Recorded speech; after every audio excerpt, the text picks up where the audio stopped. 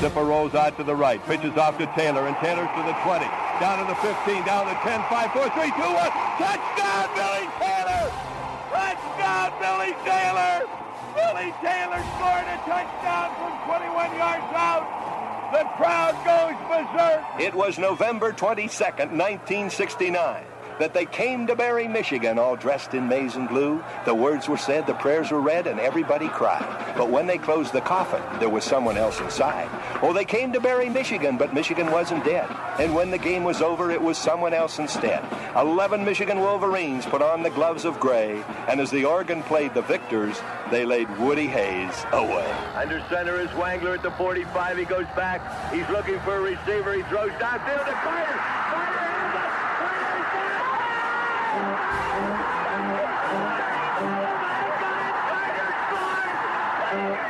Who's got it better than us? Nobody!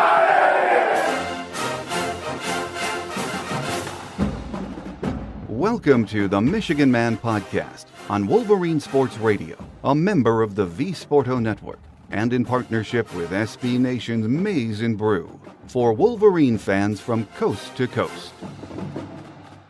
Go Blue, and welcome to our game day show for Indiana. I'm your host, Mike Fitzpatrick. With us today will be beat writer Aaron McMann from MLive.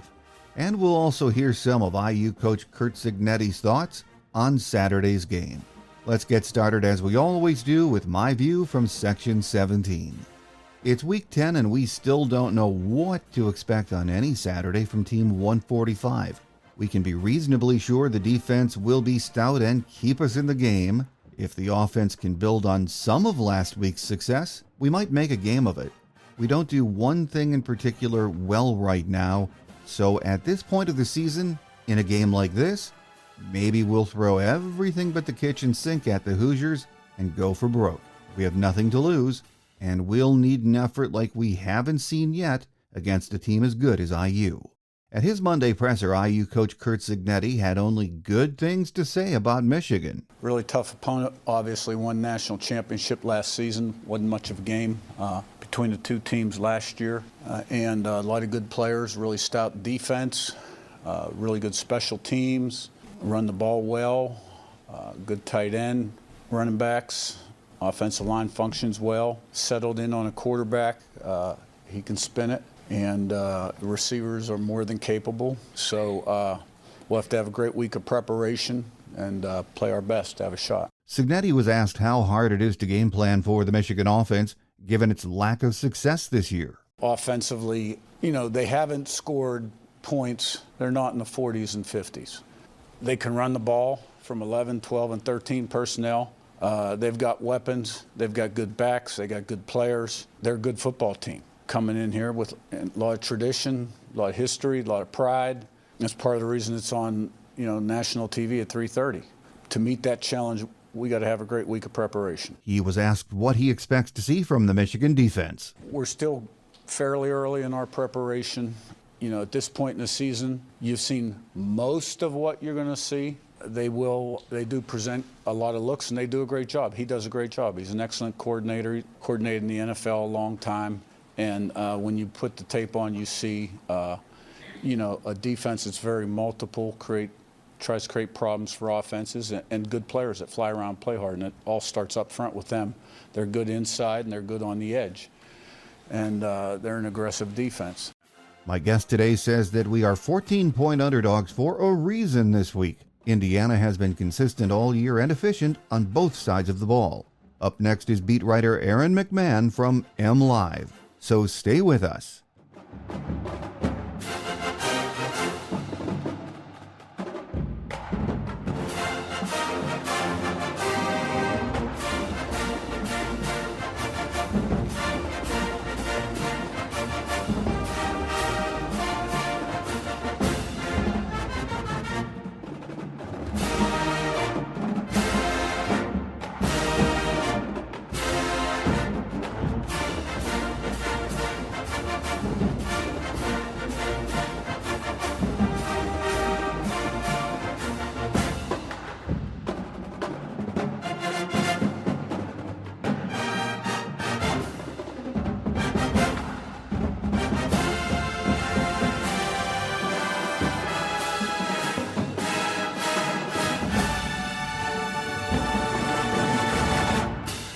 Joining us on our game day segment this week as we get ready for that game with the Hoosiers on Saturday is beat writer Aaron McMann from MLive. Great to have you back with us, Aaron. Good to be back, Mike.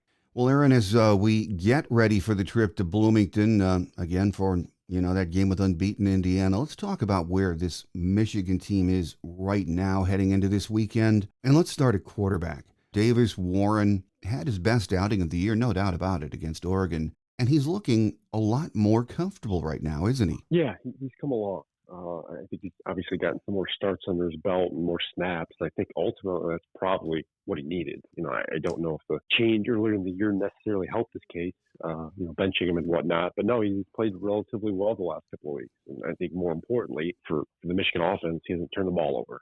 We all know how much of an impact the turnovers had on the offense, especially earlier in the year. And while they necessarily didn't beat Oregon on Saturday, he didn't lose it for them either. I mean, he kind of kept them in the game and gave them an opportunity to stay in it and win it. Obviously, they didn't, but no, the play has improved greatly. I think Michigan has done a good job of not asking him to do too much. I remember going into the Michigan State game a few weeks back. Sean Moore told us that he had told Davis, you don't have to be Superman. You don't have to force stuff. You don't have to go out there and try and make a play. Just do what we're asking you to do, and it'll work out. And he did force a couple of things on Saturday, but fortunately for Michigan, it ended up being a touchdown. So he's played relatively well. He's been a mild surprise. I necessarily didn't expect that after he'd been benched, and you didn't know what his psyche was going to be coming back. But he's held up his own relatively well. Yeah, he really has. And, if it hasn't been one thing, it's been another with this offense so far through the first 9 games. Now the passing game looks like it's, coming along a bit, but the running game seems to be going in the other direction. In main part because that offensive line is now really struggling, aren't they? Yeah, I think I counted 8 or 9 negative plays on Saturday against Oregon. A bunch of those were in the run game, and yeah, it was due in part largely, I think, to the offensive line. They struggled to block at times. They missed some assignments on some of those, picking up some blitzes at times, and yeah, they've been trying to piece together things. They've been banged up, as we know. Michigan lost Andrew Gentry for the season. A few weeks back, as we all know, they were playing, a redshirt freshman, Evan Link at right tackle, and even some of the more veteran guys you would think wouldn't be so mistake prone, like Josh Preeb and Giovanni El-Hadi. Even Miles Hinton last Saturday had struggled at times. So it's been a struggle all year for that group. They'll put together maybe a good outing one week and then struggle the next. They just haven't.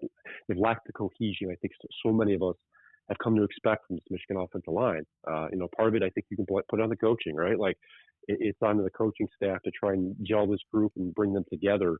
And Michigan has done such a good job of that in the last couple of years. And this year, it just hasn't been up to par. And that's probably the big reason for the struggles in the run game. Club Mullins hasn't really rushed for more than 100 yards, I think, the last three games now. Mm-hmm. Donovan Edwards put together some decent runs on Saturday, but again, he didn't have a lot of room to work with either. So, I chalk the run game struggles, at least right now, up to the offensive line, certainly. Well, I thought in the first 5 weeks, we could hang our hats on that run game. It's what we did best. And, when you get to a certain point in the season where you have to feature what you do best. Right now, though, everything this offense does seems labored, and it is something we haven't seen in a long time from a Michigan offense. It's just very hard to watch. There's no continuity. No, there's not. 1 week the passing game may work and they can't get things going on the ground. Another week the ground game may be working, as we've seen, and they just can't complete a downfield pass. It's been one thing or the other. And then on Saturday specifically against Oregon, they put together a couple of good drives, especially there in the second half, and then the play calling kind of shoot themselves in the foot. So it's one thing or another. It's a sign of just a not good team. It's what it comes down to. Good teams don't do this stuff, and especially this late in the year, and they shot themselves in the foot more times than they can count. And that's one of the reasons why they are what they are. The offense has struggled. It started at the beginning of the year because of the quarterback. Now the quarterback play has improved to the point where you can at least lean on it for help, but at the same token, the run game isn't coming through, and I don't think the coaches are necessarily helping them either with play calling. So it's it's like a game of whack-a-mole, right? One thing pops up, you think you got it figured out, and then another thing pops up. So it's certainly been frustrating to watch. If you're a Michigan fan or just an independent observer trying to take all this in and trying to figure out what the heck's going on. Yeah. Well, you mentioned play calling, and I'm starting to hear, I know you are, grumbling from fans, even some of the media taking shots about the play calling. And I'm not sure. I try to think about it. Is it fair or not? Based on the personnel Kirk Campbell has to put on the field and basing his game plan on that and his play calling on that, I think it's really, really difficult. But there have been, you're right, some head-scratching calls lately, haven't there? It seems like there's been a lack of flow and rhythm, and I got that vibe early in the year against, the games against Texas and Arkansas State where, especially, maybe those non-conference games where Michigan still won, but it just didn't look like the years past, right? Where you could lean on that run game and you knew what was coming, but Michigan was so dominant it didn't matter. But it's a good point you bring up, right? Like you wonder how much blame you can put on Kirk Campbell given the personnel that he's been given, right? Like we've seen the receivers have struggled this year to gain separation and get open and everything else. And it's hard to call play call a reliable one when you don't know if the receiver's going to be able to, complete the catch. So, and then you look at things, you look at the tight end situation, like Cole Smelvin and Marvin McCline. I think they've done a very good job of scheming those two guys open. Well, if you can scheme those guys open, you can't do the receivers. Is that on the play calling or is that on the personnel you're working with? So it's a good question to be asked. I do think there's criticism there warranted. I think there's no doubt about it. But I'll say this, Sharon hasn't gotten off Kirk. He's still, as far as we know, still the play caller. Sharon has no intention of changing, at least right now. Perhaps something changes in the offseason, but right now they're riding with what they have. Well, right. It is what it is. And I think the reality for this offense the rest of the way, which is 3 weeks, is that they're just going to have to find something that works each week and ride it during games. I've said this all year. Every week is an adventure. They just have not had an identity all season. And you know what? We're in week 10, and I don't see anything changing in the next 3 weeks. Do you? No. You are what you are at this point. I don't think you can develop an identity this late in the year. I mean, if you can't, if you're not doing something well at this point, then I don't think you're going to do it well, especially with two top 10 teams coming up. I think this is the point in the year where I think Michigan's going to have to probably throw everything in the kitchen sink at Indiana and Ohio State just to try and be competitive and try to hopefully win these games. And obviously it doesn't it flies in the face of what we were just talking about in the play calling and trying to develop some rhythm or continuity. Because at this point, it's almost desperation mode, right? You not only want to try and gain bowl eligibility, but you do want to try and pull off an upset to give the fan base something positive to look toward and try and give yourself some momentum going in the offseason because as you point out astutely, there is no identity from this Michigan offense. And, we thought we were going to see one early in the year when the run game was clicking for a while. But as you pointed out, things fell off with the protections up front and things have changed since. So it's been a baffling year. I don't think many of us, especially covering this team or just watching this team, expected this type of drop-off with the offense. I think we all expected some drop-off, but not to this level. It's been really stunning, to be honest with you. Well, even Wink Martindale is not exempt from taking heat from some quarters of the media and fan base. But, last week he played without his two starting corners. And, of course, Will Johnson, arguably the best corner in college football, was among those two. But overall, against the number one team in the country, and I'm convinced they really are the best team in the country, they were pretty darn good, especially in the second half, weren't they? Yeah, they adjusted well, and that's kind of been a theme with this Michigan defense under Wink Martindale. They typically have a bad quarter and a half, and then they figure it out. And that was certainly the case Saturday, right? Oregon goes down and scores touchdowns on 4 of their first 5 drives. You think, oh boy, this Michigan defense is struggling. They can't get off the field and everything else, and then they come out in the second half and they force a 3 and out. They get a stop in the second drive. Unfortunately, it was extended due to that penalty on the illegal formation on the punt attempt. But yeah, Wink's adjusted well. I don't think he gets enough credit for that. And I think that obviously Wink goes back to his experience and he does know what he's doing. But just either the slow starts, the big plays, and the quarters, quarter and a half of mistakes that they've just piled up this year, and it hasn't been enough to maybe overcompensate for the struggles Michigan's had offensively. Coming into the year, we thought this defense would carry the day, and in some games it has, but it hasn't been good enough help help Michigan win some of these games, and it's been unfortunate. Yeah, and one of the things I tell fans I talk to is, you have to keep in mind this defense has been on the field way too much this year because of the offensive struggles, and they do not have the depth that we did last year. There's just no question about it, and then you add the injuries into that.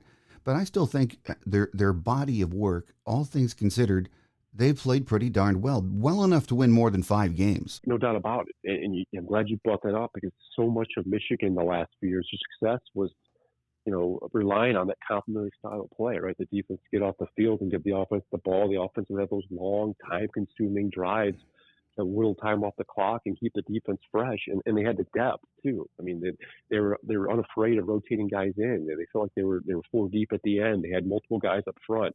I think they felt good coming into this year about the depth in the secondary. That clearly hasn't really held up. And as you pointed out, going into a game against the number 1 team in the country without Will Johnson and Jair Hill, your 2 best starting quarterbacks, doesn't help either. So they're in an interesting situation. They've been put in a bad situation, and all things considered, I do think they've held up relatively well. Well, this Saturday we, as we know, head to Bloomington, and I've seen enough of Indiana to believe this is a really good football team. And you talk about complementary football; they're playing it.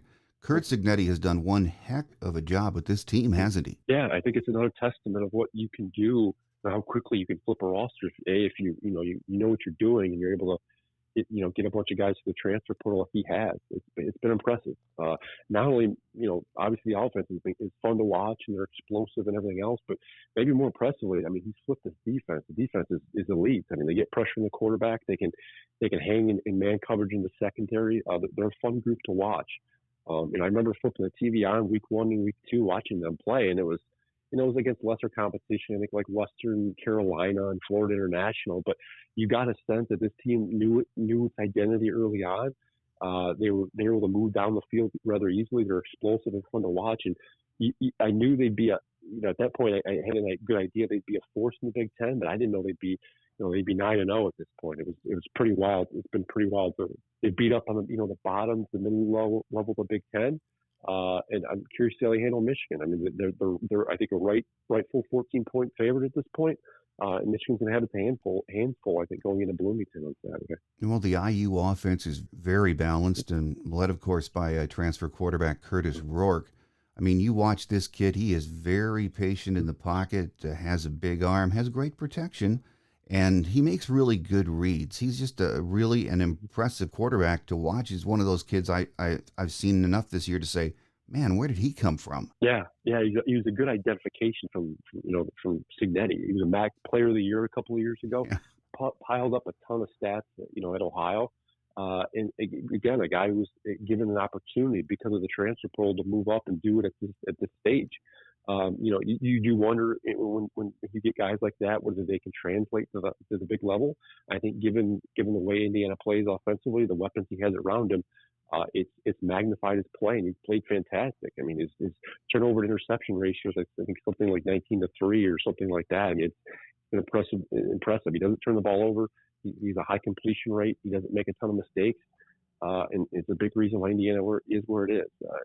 Talent identification is so key nowadays, especially when you're relying on the transfer portal like Curt Cignetti did. He's got that offense whipping around. They're incredibly fun to watch, and it's going to be difficult for Michigan on Saturday, I think, to handle. Yeah, it's going to be very difficult because they're an offense that seems to smell your weaknesses and go right after them.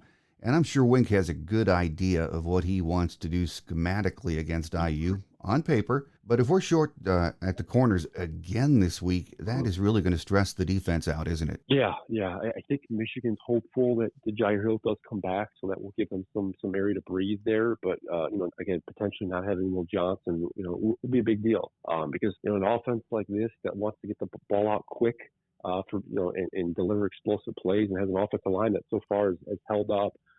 You wonder how much pressure Michigan's going to be able to generate. We weren't able to get much on Dylan Gabriel Saturday because he got the ball out so quickly. And Oregon's offensive line is pretty good too.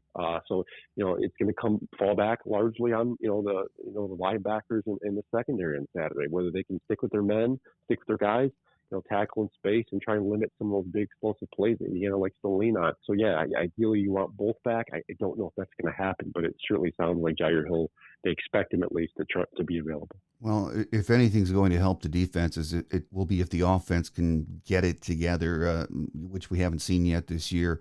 So what they'll be able to do against that IU defense is going to be really really interesting, because they are fast, they're aggressive, they can cover in the secondary. They are really playing, when you watch them, at a very high level on that side of the ball, aren't they? Yeah, they are. They get to the quarterback. They make plays in the secondary. It's as I said, it's almost been more impressive than the offense, I think. And that's a big reason why Indiana's 9-0. They're a complete team. Michigan's going to have to try and complete some plays early. It wouldn't shock me at all if they take to the air earlier than normal. I think just given the way Davis Warden's been playing and the issues with the run game, and the fact that I think you need to get the offensive momentum going. And slow start to play this Michigan offense now for a few weeks. And I don't think you want to do that on Saturday. If you get behind by a touchdown or two against Indiana, I find it hard to believe, much like many of these other opponents, Michigan will have a hard time coming back. So I think a crucial first drive or two, I think is going to be key on Saturday, just to give them a shot to keep themselves in the game. Because the last thing you want to do is go into that environment, which is expected to be a sellout. Indiana's obviously very high and happy about what things are at the football program. Last thing you want to do is get into a hole early. Well, as we know, anything can happen in college football, but if we're being honest, Michigan's keys to victory are, defensively shutting down or containing Indiana, which is a big ask. Forcing, turnovers will be key. Michigan has to play complementary football if they want to have a chance in this game. But you know what? That's something we haven't seen all year, is it? No, we haven't. And you hit all the keys, and that seems that's the bread and butter. That's how Michigan wants to play ideally, and they just haven't been able to do it this year. So, if you can force a turnover or two, you can get a couple of good drives early. Michigan's feeling good about themselves. They'll have a shot. But I do think that 14-point spread is probably about right. Indiana just has so much firepower, and they're so good. And I think at this point, they in a way become kind of battle tested, right? They're so confident. They believe they can go in and beat anybody at this point. The coach, Kurt Cignetti's got his team feeling great about themselves. So there's no reason why, Indiana shouldn't win on Saturday. They probably will. But if you're Michigan, look, you're going in there and trying to muck it up. You're trying to do to catch them off guard. It wouldn't shock me at all if they throw everything from a play calling perspective at them and try and get Indiana off balance. It's going to be a tough slog. I'm really curious to see how Michigan comes out, because if they start slow again, it could be a long afternoon. Very long. Well, final question before I let you get away, Aaron. Michigan needs 6 wins to get bowl eligible. 3 games left. Northwestern, probably the only beatable team on the schedule. And we all know this has been a drop-off that we didn't expect. But we have to also start looking to the future while finishing in the present. At least the bowl game gets you more practices, and that means a lot of young players will get more opportunities. That is very important for Sharon in planning for the future, isn't it? It is. It's an understated goal of making a bowl game. I know the fans won't be necessarily excited if Michigan ends up playing in the Pinstripe Bowl or the Duke's Mayo Bowl or whatever. But you're right. It helps the coaches kind of get an idea of what they have moving forward. You can expect a lot of the NFL draft prospects and some of the guys you want returning next year to probably sit it out. There'd be no need for them to play, but you can get a better look at some of the guys returning next year. Some of the guys potentially, in the two deep, and maybe some of the true freshmen that haven't played a ton, to give you a better idea of where things stand moving forward. It wouldn't shock me at all if Michigan were to roll out their Jaden Davis at quarterback potentially as well. Nowadays those lower level bowls are kind of treated as exhibitions, rightfully so, but I think internally they're used as measuring sticks in a way. They get 15 additional practices, so that helps with development as well. It just gives you a better idea of where you think things are stand heading in the off season and what you might need in the transfer portal and obviously the recruiting class. Yeah, going to be an interesting final stretch, 3 weeks, starting Saturday against a very good Indiana team, so we shall see what happens. With us today has been beat writer Aaron McMann from MLive. Aaron, always a pleasure having you on the show, and we look forward to another visit soon. Thanks, Mike.